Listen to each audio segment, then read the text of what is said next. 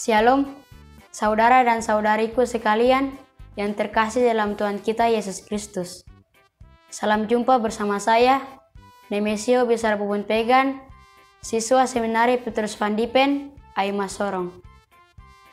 Kali ini, saya akan membawa sebuah renungan yang terinspirasi dari Injil Matius, bab 20, ayat 17 sampai dengan 28.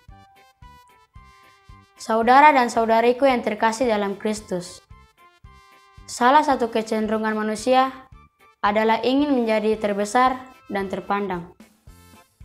Keinginan seperti itu kadangkala menguasai hati dan pikiran kita, sehingga pada tahap tertentu kita tidak bisa lagi membedakan tujuan dan orientasi hidup yang sebenarnya dan sesuatu yang hanya menjadi sarana dalam menggapai tujuan itu.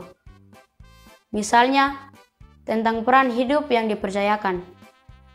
Ketika dipercayakan untuk mengambil peran tertentu selama hidup, entah sebagai pemimpin, anggota, bawahan, dan lain sebagainya, ada sejumlah orang yang begitu kecewa atau tidak merasa puas karena posisi yang diperolehnya tidak sesuai dengan harapan dirinya.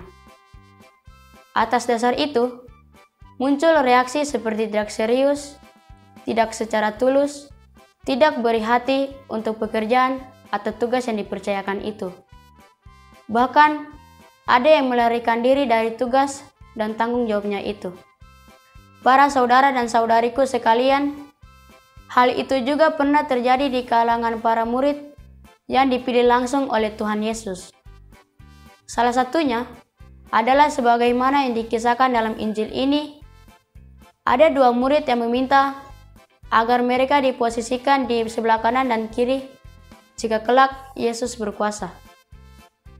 Mereka beranggapan bahwa Yesus yang akan memasuki kota Yerusalem akan membentuk kekuatan politis tertentu dan melawan, bahkan menghancurkan semua yang berkuasa di sana dengan kuasanya sebagai Mesias, Anak Allah, dan karena pengikutnya yang banyak, pasti Yesus bisa mengambil kursi kekuasaan itu, baik dari kekuatan Romawi yang berkuasa secara politik, maupun dari tua-tua atau imam-imam yang berkuasa dalam bidang agama. Murid-murid itu melihat bahwa dua kekuatan besar itu tak sebanding dengan kekuatan yang dimiliki Yesus yang mereka saksikan selama ada bersama. Dengan begitu, pasti Yesus akan menang dalam pertarungan di kota Yerusalem. Sayangnya, bahwa cara pandang seperti itu adalah sebuah bentuk penyesatan. Sebab Yesus sendiri mengatakan bahwa kedatangannya ke dunia untuk mengembalikan hati umatnya yang sudah jauh dari Allah Bapa. Dengan begitu, perjuangan Yesus bukan bertujuan untuk merdeka secara politis, melainkan merdeka dari keterikatan manusia akan dosa. Yesus berjuang untuk sesuatu hal yang lebih substansial, di mana membebaskan manusia dari suatu kecenderungan buruk yang daripadanya akan menghasilkan dosa.